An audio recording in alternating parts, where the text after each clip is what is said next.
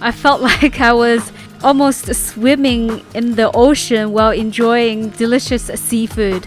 Well done, East Ocean. This is what I call a memorable multi-sensory experience. Hi everyone, welcome to my channel. I am Annabelle based in Sydney and I am on a quest to find food that is both delicious and healthy. Today we're visiting a restaurant called East Ocean in the heart of Sydney Chinatown. Like most touristy places, this restaurant has to charge their customers a little extra to cover their high cost. Luckily, I got some discount deals off Liven so that I can show you guys what this restaurant is all about on my channel. Here is their storefront. Immediately we're presented with several flights of stairs, luxuriously carpeted with fancy lighting. The pattern on the carpet looks like a flying fish, which is quite fancy. This is their interior decor, blue ocean themed, high back chair, cushioned, looks comfortable. Even the chair back has vibrant fish patterns. They have a spacious area dedicated for live seafood display. Look at these fancy coral trout in this pretty pond. It looks like a mini beach. This is definitely the biggest fish tank I've seen in a seafood restaurant.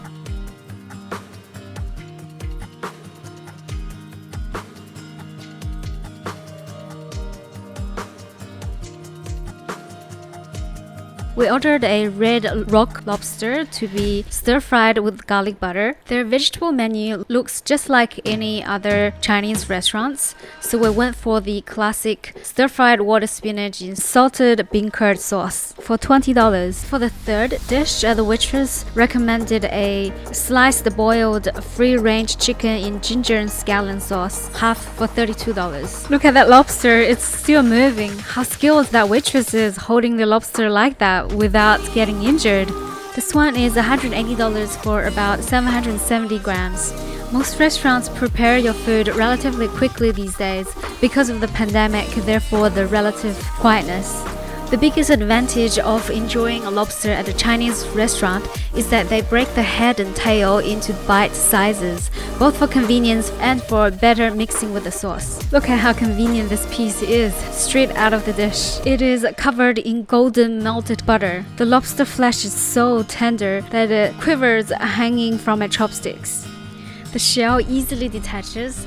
The lobster meat is of medium firmness. It's just enough to give the teeth the satisfaction of biting into it. It's elastic and snappy. As the butter mixes and dissolves in your saliva, your taste buds feel the rich and savory umami. As the savoriness complements the fresh lobster flesh, a volatile sulfurous aroma drifts up your nasal cavity and hits your smell receptors in your nose, and that is the garlic making its grand appearance. I have to say, it is the star of the show. It totally brings the whole experience to another level. As you slide the mixture down your throat, the garlic aroma lingers, and you realize there are some grainy garlic pieces still remain in your mouth. As your teeth break them down further, new aroma is released into your nose. It is pungent but perfect. It gives the whole mouthfeel another dimension.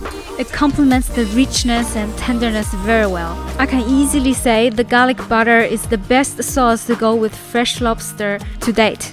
The texture is excellent, flavor is rich and complex. Together they're well balanced, have great congruency. Wow. And then I looked around at the deep blue ocean theme. I felt like I was almost swimming in the ocean while enjoying delicious seafood. Well done, East Ocean. This is what I call a memorable multi-sensory experience. Look at that perfectly peeled lobster leg. Let's drizzle on some golden liquid deliciousness. Wow.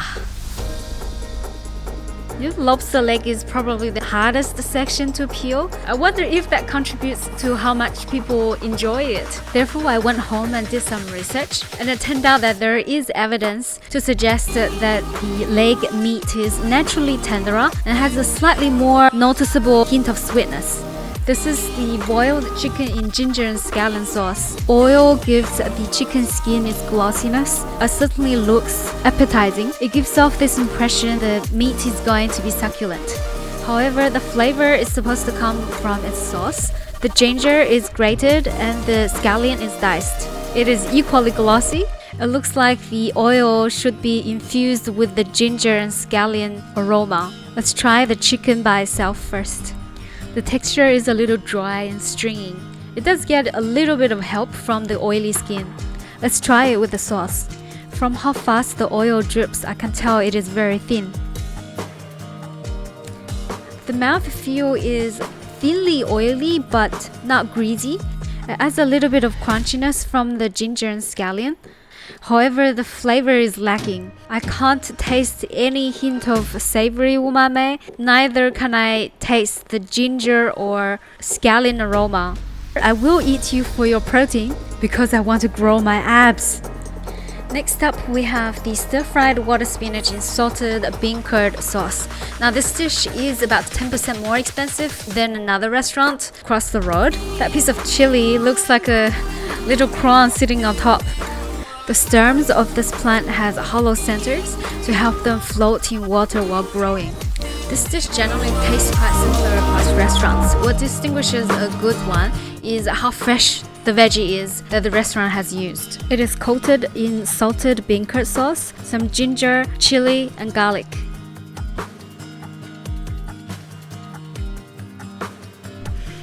It is indeed very fresh. Probably the freshest I've tasted anywhere. The plant itself has a mild and slightly mineral flavor. Once cooked, the leaves turn very tender, like spinach, with a hint of sweetness. The cooked stems stay crunchy. The bean curd sauce is made from fermented tofu. It has a fruity note to the nose. However, it's actually salty and a little cheesy. The texture is like cream cheese. The rich texture gives the leaves body. I just got reminded exactly why it is a classic in the Chinese cuisine. This dish has an alternative name called Morning Glory. What makes it even more glorious is its nutritional value. It is rich in vitamins and antioxidants.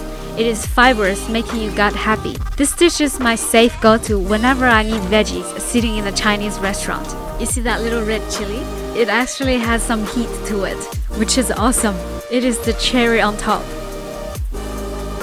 Whenever food makes me happy, I just involuntarily rock in my chair.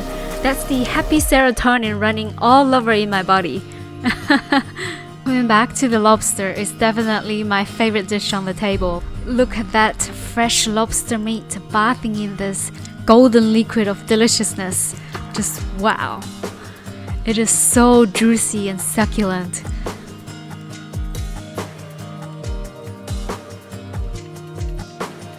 That lobster sauce is absolutely delicious. The hot liquid is smooth and runny. It spreads and fills your oral cavity, spreading its love for all the taste buds on your tongue. The heat cooks the garlic slightly, and the fat reduces the intensity of the garlickiness so that you don't need to worry about bad breath. At the same time, the spiciness offsets the oiliness for you. Garlic and butter are just great friends. This is a roasted garlic in the sauce. The Maillard reaction softens its sharp flavor while giving it a roasted caramel and nutty flavor. It also brings out a little bit of fruity, floral, and spicy notes. I am just clearing up the sauce like it's soup. In fact, I think it would go well with a lot of things. It goes well with water spinach. If you're cooking steak at home, try using butter instead of oil. It's 10 times better. Becoming a lactose-free virgins too.